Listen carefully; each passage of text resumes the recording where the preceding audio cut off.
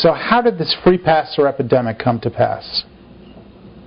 What I found it was the conspiracy of wretched excess that defeated accountability.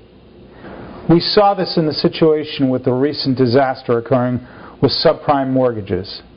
Let's take a look at that and see how that evolved. Everyone blames the mortgage brokers. However, in the past, mortgage brokers simply served a simple function. They were actually the originators of loans which were subsequently sold to banks. Since the banks actually held them on their books, they were very concerned with the credit quality of the individual borrower. Because essentially, if the money was not repaid, that banker had to deal with it. It could endanger his retirement, his financial security, as well as his career. So he was intimately concerned with the risk involved. However, as securitization took over, he became less concerned, as did the mortgage brokers. For after all, the fees were paid up front. And by the time the disaster arose later on, the mortgage broker would be far away from the problem, happily sitting on a nice pile of money that he had collected earlier. Incredibly bad loans were issued. They nicknamed them ninja loans, that stood for a loan to someone with no income, no job, or assets. The mortgage brokers became so focused on fees that they became free passer number one.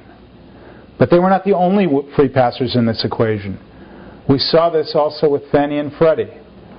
But Fannie and Freddie discovered something, that if they held these loans on their books, even though they were taking more risk, they could temporarily increase short-term earnings.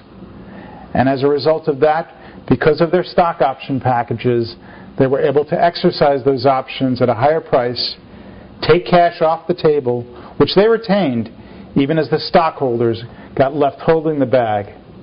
And eventually they were able to retire in comfort, while the taxpayer eventually footed the bill. Management of Fannie and Freddie were free passer number two in this equation. What about government? They were concerned with getting reelected. And what does it take to get reelected? Money. They became prisoners of the lobbies associated with this situation. The government essentially was free passer number three in this equation. I saw this myself on a personal level. A friend of mine who I knew, who was a private partner in one of the original partnerships on Wall Street, recently went public. I asked him, "How are things going under the new structure?" He said, "Fantastic. Right now we're able to take on projects with much more huge potential in the future." I wondered why he wasn't able to do this before. He said, "Well, you have to realize my partner would never allow us to take risks if it was our own capital on the line. Now we can access the public markets and use someone else's capital." The ultimate devolution of a free passer mentality into an organization. Corporate America has created options as its greatest form of compensation. It initially wanted to create the incentive to have management and shareholders be in alignment in terms of their goals. However, stock options have been manipulated to achieve short-term gains instead of long-term accountability. For without appropriate controls, a corporate culture rewards personal self-interest.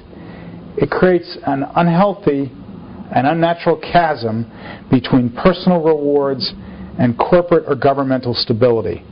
It has become the equivalent of the fox guarding the chicken coop. This wretched excess has created an honor among thieves mentality. So long as everyone's benefiting personally, there's no incentive to change this situation. We saw this also in our subprime mortgage example with the individual mortgage holder.